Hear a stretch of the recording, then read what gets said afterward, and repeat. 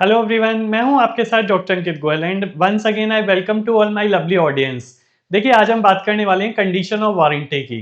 अगर आप एक बायर है ना, अगर आप एक फ्रूट्स खरीदने भी जाते हैं मार्केट में, या आप पेन खरीदते हैं, आप कार खरीदते हैं, कुछ भी, तो आप बायर होते हैं। और जो अगर आप सेल करते हैं, आप एक शॉपकीपर हैं, एक बिजनेसमैन है, तो आप एक सेलर हैं।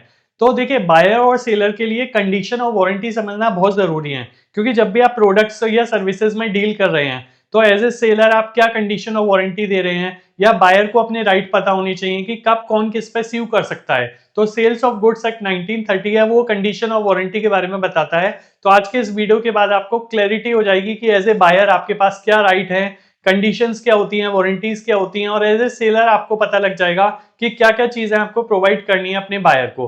तो आइए स्टार्ट करते हैं कंडीशन एंड वारंटी की।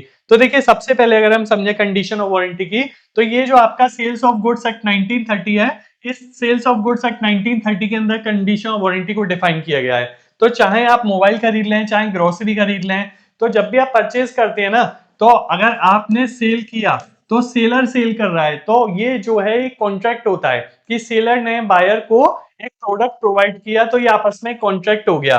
तो अब इसमें बायर और सेलर दो पार्टीज हैं। तो वैसे तो सेल्स ऑफ गुड्स एक्ट ये बताता है कि भाई बायर के राइट्स क्या होते हैं और सेलर की ड्यूटीज क्या होती है, बट इसके साथ ही सबसे इंपॉर्टेंट जो आज हम बात करने वाली हैं, कि जब सेल किया जा रहा है तो क्या प्रोमिसेस और टर्म्स बताए गए हैं जो इस सेल्स में, इस कॉन्ट्रैक्ट में इन्वॉल्व है। तो ये जो प्रोमिसेस और टर्म्स होते हैं ना, इसी को हम बोलते हैं कंडीशंस एंड वारंटीज। तो आज के इस वीडियो में हम बात करने वाले हैं उन कंडीशंस, उन टर्म्स की, उन वारंटीज की जो आपको समझ में आनी चाहिए, जिसके बाद आप ये डिसाइड कर पाएंगे भाई गलती किसकी है, और क्या गुड्स को रिजेक्ट किया जा सकता है, क्या रिटर्न किया जा सकता है, या क्या चीजें होती हैं।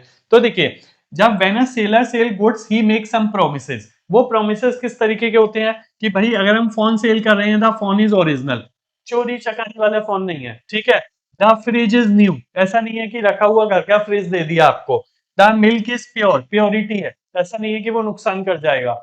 तो द पॉइंट इज, ये एक तरीके से आप देखते हैं कि क्या क्या प्रोमिसेस किए गए हैं। तो ये जो प्रोमिसेस होते हैं ना, जब हम गुड्स को डिलीवर करते हैं एज ए सेलर या एज ए बायर बाय करते हैं, तो इन प्रोमिसेस को दो पार्ट में डिवाइड किया जाता है, पहला कंडीशन और दूसरा वारंटी।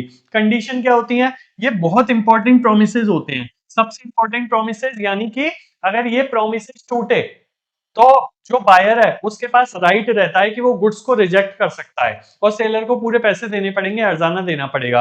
अच्छा, जो वारंटी होती है, वो प्रोमिसेस तो होती हैं, टर्म्स तो होते हैं, बट वो कम इंपॉर्टेंट होते हैं। तो उस केस में क्या होता है, बायर ना गुड्स को रिटर्न नहीं कर सकता, कंपनसेशन के लिए बोल सकता है, डैमेजेस के लिए। तो हम बात करने वाले हैं अभी, विद एग्जांपल समझेंगे कि कौन से इंपॉर्टेंट टर्म होते हैं, किनको कंडीशन बोलते हैं और किनको वारंटी बोलते हैं। तो कंडीशन एक तरीके से हार्ट होता है कॉन्ट्रैक्ट का। कॉन्ट्रैक्ट क्या था कि जो सेलर था उसने सेल किए गुड्स किसको? बायर को। तो ये पूरा क्या था, एक ये कॉन्ट्रैक्ट था। तो इस कॉन्ट्रैक्ट में ही जो सेलर की तरफ से प्रोमिसेस किए गए हैं, टर्म्स दिए गए हैं, उनको हमने दो पार्ट में डिवाइड किया, एक कंडीशन और एक वारंटी। तो अब हम कंडीशन और वारंटी समझने वाले हैं डिटेल में।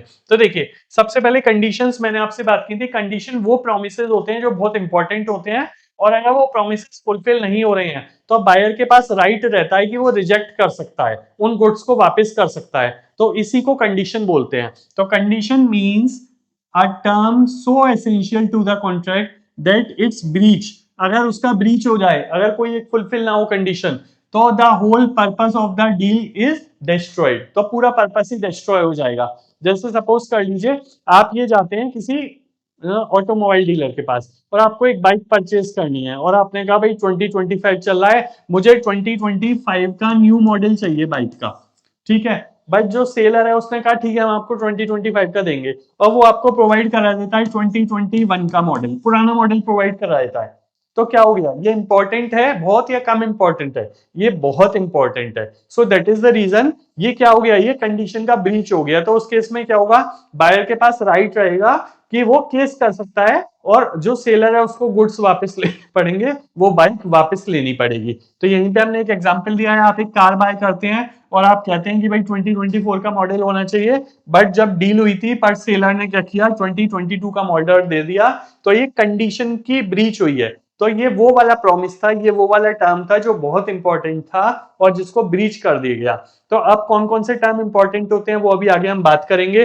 तो अगर ये ब्रोक होता है, टूटता है, तो बायर के पास राइट रहता है कि वो गुड्स को रिजेक्ट कर सकता है, कॉन्ट्रैक्ट को कैंसिल कर सकता है और जो डैमेज हुए हैं उसके लिए क्लेम कर सकता है, यानी पूरा वापस पैसा वापस मांग सकता है सेलर से। तो आई होप आपको समझ में आया होगा कंडीशन क्या होते हैं।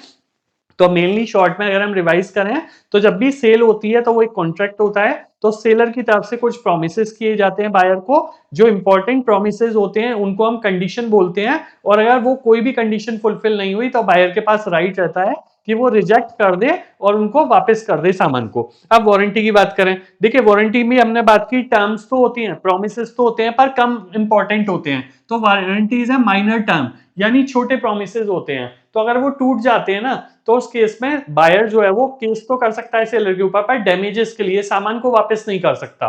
क्यों? If breaches does not destroy the contract but the buyer can claim for compensation. अब एक एग्जांपल ले लेते हैं कि सपोज कर लीजिए you bike purchase a new bike with 1 year service warranty. आपने बाइक परचेज की, 2025 का मॉडल मांगा था, 2025 का मॉडल ही दिया गया और ये कहा गया कि 1 साल की वारंटी मिलेगी।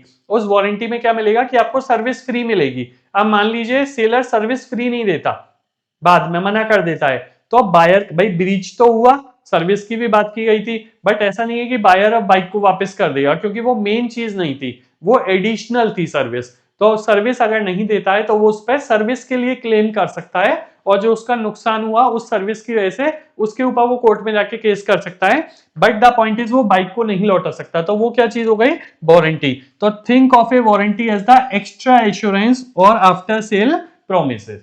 समझ में आया आपको कंडीशन और वारंटी के बीच में डिफरेंस? तो अगर आप एक डिफरेंस को समझना चाहें तो आप देख सकते हैं, कंडीशन वारंटी तो सामने सामने चीजें लिख रखी हैं। तो इंपॉर्टेंस क्या है, ये एसेंशियल है बहुत, और जो वारंटी होती है वो आफ्टर सेल सर्विसेज वगैरह होती है, तो ये सेकेंडरी होती है, ठीक है।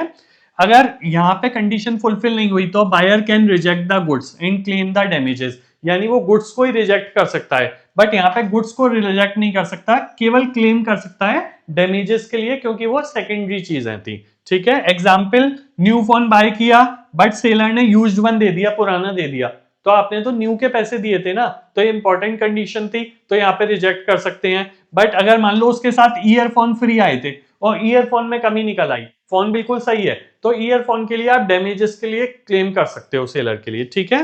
तो आप breached condition can not be treated as warranty by choice of buyer. Condition can be treated होना चाहिए, yes, can be is written. तो अगर मान लीजिए मैंने कहा था 2025 की मॉडल की मुझे बाइक चाहिए और जो सेलर है उसने 2024 की प्रोवाइड कर दी, यानी कंडीशन का ब्रीच हो गया। बट अगर मैंने कहा चलो I am okay with that, ठीक है 2024 में भी कोई बात नहीं है, तो जो ब्रीच तो हुई कंडीशन की, बट मैं ओके हो गया एज ए बायर, तो ये क्या हो गया, ये वारंटी में कन्वर्ट हो गया। बट जो वारंटी है वो कभी भी कंडीशन नहीं बन सकती, क्योंकि वारंटी अगर कंडीशन बन जाएगी तो सामान ही लौट जाएगा, ठीक है। तो आई होप समझ में आया होगा कंडीशन और वारंटी क्या है। अब इसमें इंप्लाइड कंडीशन और इंप्लाइड वारंटीज भी होती हैं।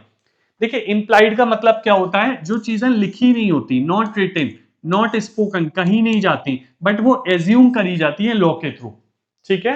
तो जब सेलर सेल करता है गुड्स को, तो कुछ चीजें लिखी नहीं होती, कुछ चीजें कहीं नहीं जाती, वो एज्यूम की जाती हैं, तो जो लॉ है वो बायर को प्रोटेक्ट करता है, और सेलर की रिस्पॉन्सिबिलिटी हो जाती है कि उन कंडीशन, उन वारंटी को भी पूरा करे, इसलिए उनको बोला जाता है implied condition and implied warranty.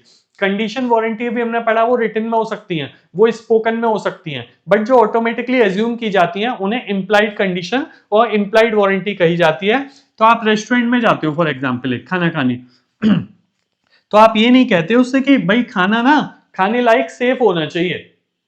अब ये तो एज्यूम करते हैं ना, जब आप खाना खाने जाते हैं तो भाई हाइजीन होना चाहिए, खाना सेफ होना चाहिए, कहीं ऐसा नहीं है उसमें इंसेक्ट्स निकल रहे हैं, या वो इतना पुराना है कि आपको फूड पॉइजनिंग हो जाए, तो ये चीज तो एज्यूम की जाती है ना, तो उसी को इम्प्लाइड कंडीशन और इम्प्लाइड वारंटी बोलते हैं।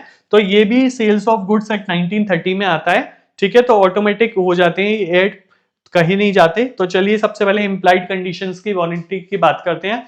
तो इम्प्लाइड कंडीशन में देखिए, condition is to title section 14 में, जब भी आप कोई प्रोडक्ट परचेज करने जाते हैं तो आपने नए प्रोडक्ट के पैसे दिए, तो उसकी ओनरशिप सेलर के पास ही होनी चाहिए, वो नया प्रोडक्ट ही होना चाहिए, सेलर ने कहीं पुराना या चुराया चोरी किया हुआ आपको नहीं देना चाहिए। तो ये ऑटोमेटिक एक कंडीशन है इम्प्लाइड, ठीक है। अगर उसने चोरी किया हुआ फोन आपको दे दिया तो फिर क्या हुआ, फिर तो ये कंडीशन ही ब्रेक हो गई ना। अब ये कहा नहीं जाएगा कि मुझे नया फोन देंगे, आप चोरी किया हुआ नहीं देंगे, ये एज्यूम होगा ऑटोमेटिकली।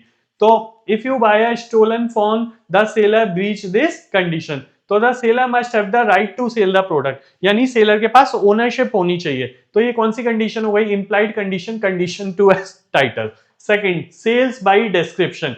अब देखिए, जब भी आप बायर की तरह कुछ परचेस करने जाते हैं तो आप सेलर को कुछ डिस्क्रिप्शन देते हैं, वो डिस्क्रिप्शन मैच होना चाहिए। अगर वो मैच नहीं हुआ तो सेलर ने ब्रीच कर दिया। जैसे आप गए, आपने कहा कि भाई मुझे प्योर कॉटन का कुर्ता चाहिए, और जो सेलर है उसने क्या किया, प्योर ना देके पॉलिस्टर मिक्स दे दिया, तो भाई आपकी कंडीशन तो ब्रीच हो गई ना।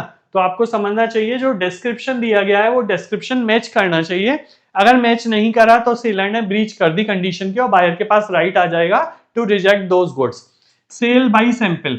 अब आप परचेज करने गए तो सेलर ने आपको एक सैंपल दिखा दिया। अब मान लीजिए आप टाइल्स परचेज करने गए अपनी किचन के लिए, और सेलर ने क्या किया, आपको एक सैंपल दिखा दिया और आपको वो अच्छा लगा। तो जब उसका बल्क में ऑर्डर जाएगा तो वो बिल्कुल मैच करना चाहिए सैंपल की तरह। ऐसा नहीं है वो कलर अलग हो गया, साइज अलग हो गया, क्वालिटी अलग हो गई, तो ये कहा नहीं जाएगा। ये सेलर को समझना चाहिए, और बायर ही एक्सपेक्ट कर रहा है कि भाई जो सैंपल है वो सैंपल मैच करना चाहिए पूरी बल्क क्वालिटी से। तो ये क्या हो गया, सेल बाय सैंपल।